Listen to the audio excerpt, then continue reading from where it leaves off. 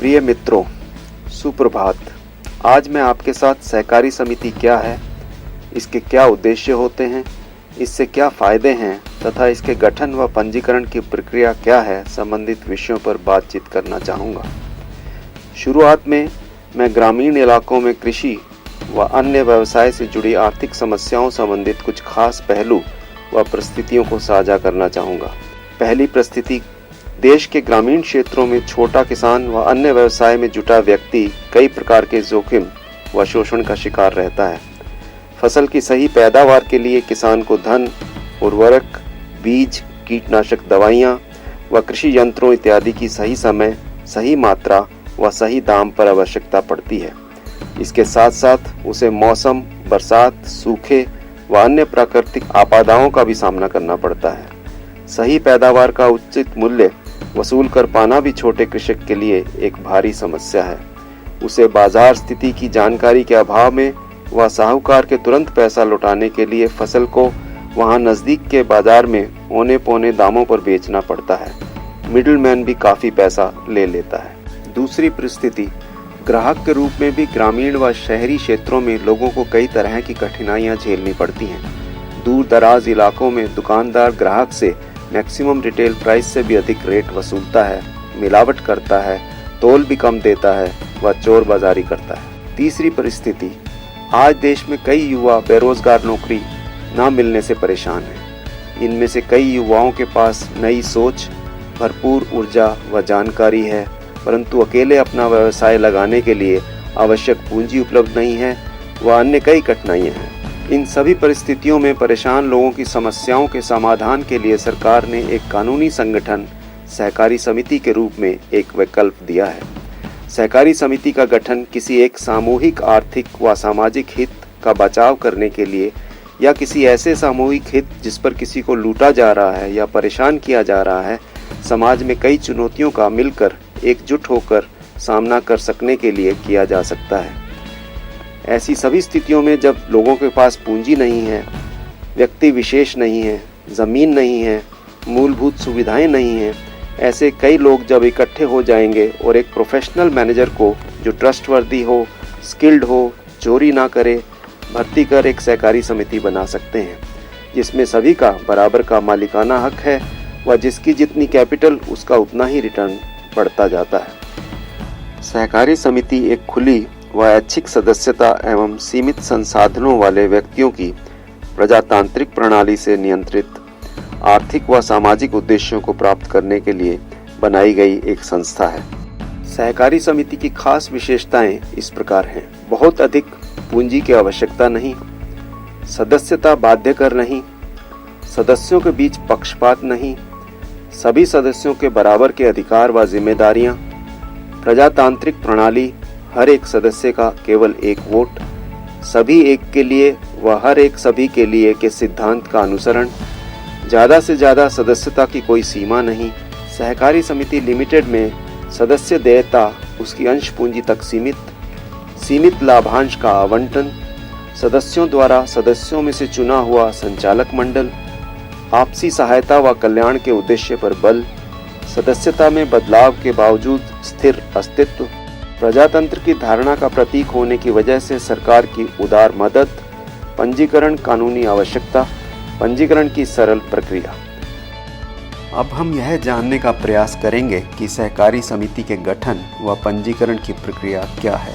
यहाँ हम हिमाचल प्रदेश राज्य के संदर्भ में निर्धारित प्रक्रिया की चर्चा करेंगे। अन्य राज्यों में यह प्रक्रिया कुछ अलग हो सकती है। सहकारी समिति के गठन व पंजीकरण की प्रक्रिया के 10 कदम। पहला कदम, समिति बनाने के लिए कम से कम 10 इच्छुक व्यक्ति।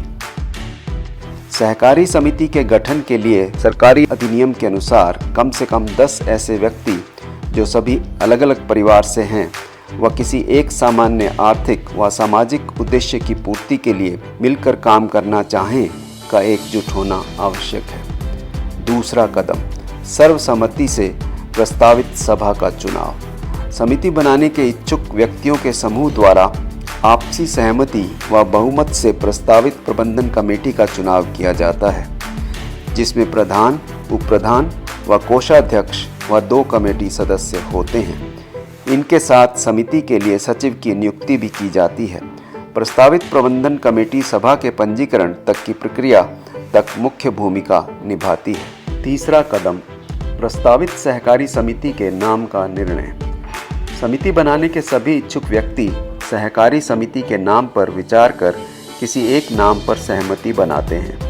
पंजीकरण हेतु इसी नाम से सहकारी सभा का प्रपत्र प्रस्तुत किया जाता है। चौथा कदम, समिति की उपविधियों का निर्धारण। समिति बनाने के सभी इच्छुक व्यक्ति मिल बैठकर सहकारी समिति के आंतरिक मामलों व कार्य से संबंधित नियम निर्धारित करते हुए समिति की उपविधियों का मसौदा तैयार करते हैं। ये उपविधियों का मसौदा राज्य के सहकारी सभाएं अधिनियम के प्रावधानों के अंतर्गत बनाया जाता है। पांचवा कदम, सहकारी समिति पंजीकरण हेतु शुल्क। हिमाचल सहकारी सभाएं अधिनियम 1968 के अनुसार समिति बनाने हेतु किसी भी प्रकार का पंजीकरण शुल्क निर्धारित नहीं किया गया है। छठा कदम, सदस्यों की अंश पूंजी जमा करना। प्रस्तावित सहकारी समिति के प्रत्येक सदस्य से अंश पूंजी के रूप में कम से कम 1 शेयर के लिए विभिन्न प्रकार की सहकारी समितियों के लिए भिन्न भिन्न राशि निर्धारित की गई है। ऋण व बचत, उपभोक्ता, दुग्ध, मत्स्य व अन्य इस श्रेणी की सहकारी सभाओं के प्रत्येक सदस्य से कम रुपये 500 की राशि 1 शेयर के रूप में एकत्रित की जाती है। समिति का प्रधान व सचिव एकत्रित राशि को हिमाचल राज्य सहकारी बैंक लिमिटेड की शाखा में समिति के नाम से खाता खोलकर इस राशि को जमा कराता है तथा बैंक से इसकी रसीद प्राप्त करता है। समिति का खाता किसी कमर्शियल बैंक में भी खोला जा सकता है। सातवां कदम, सहकारी समिति के गठन हेतु प्रार्थना पत्र। बैंक की औपचारिकताओं के पश्चात समिति का प्रधान व सचिव समिति के गठन के लिए निर्धारित प्रारूप में प्रार्थना पत्र समस्त सूचनाओं एवं दस्तावेजों के साथ सहायक पंजीयक सहकारी सभाओं को प्रस्तुत करता है। आठवां कदम, सहकारी समिति के पंजीकरण के लिए दस्तावेज। सहकारी समिति के पंजीकरण के लिए समिति के प्रधान को संबंधित जिला के सहायक पंजीयक सहकारी सभाएं के कार्यालय जाकर प्रार्थना पत्र के साथ निम्नलिखित दस्तावेजों की 3 प्रतियों को जमा कराना आवश्यक है। समिति के पंजीकरण प्रपत्र से पूर्व सभी बैठकों के कार्यरत रिकॉर्ड, प्रत्येक सदस्य से घोषणा पत्र, सदस्यता पहचान पत्र फोटो सहित, समिति सदस्यों की सूची, बैंक रसीद, समिति कार्यों की सूची व पूर्ण विवरण। अन्य दस्तावेज। 9वां कदम, सहकारी समिति के मूल दस्तावेजों की जांच व रिपोर्ट। सहायक पंजीयक सहकारी सभाओं द्वारा सभी मूल दस्तावेजों की जांच की जाती है। सभी दस्तावेज पूर्ण व सही पाए जाने पर व सहायक पंजीयक सहकारी सभाओं द्वारा 90 दिनों के अंतर कोई आपत्ति की सूचना न करने पर 90 दिनों के बाद समिति स्वतः ही पंजीकृत समझी जाती है। 10वां कदम, सहकारी समिति का पंजीकरण। उपरोक्त प्रक्रिया में सभी दस्तावेज पूर्ण व सही पाए जाने पर सहायक पंजीयक सहकारी सभाएं समिति का पंजीयन पत्र जारी करते हैं एवं समिति की उपविधियां पंजीकृत की जाती हैं। पंजीयन पत्र जारी होने के पश्चात सहकारी समिति अपना काम आरंभ कर सकती है। पंजीकृत होने के पश्चात सहकारी समिति राष्ट्रीय सहकारी विकास निगम से इसके नियम एवं शर्तों के अनुसार आर्थिक सहायता प्राप्त कर सकती है। निगम द्वारा संचालित विभिन्न योजनाओं के तहत आर्थिक सहायता निगम के क्षेत्रीय कार्यालय शिमला एवं प्रधान कार्यालय को आर्थिक सहायता संबंधी प्रस्ताव भेजे जा सकते हैं।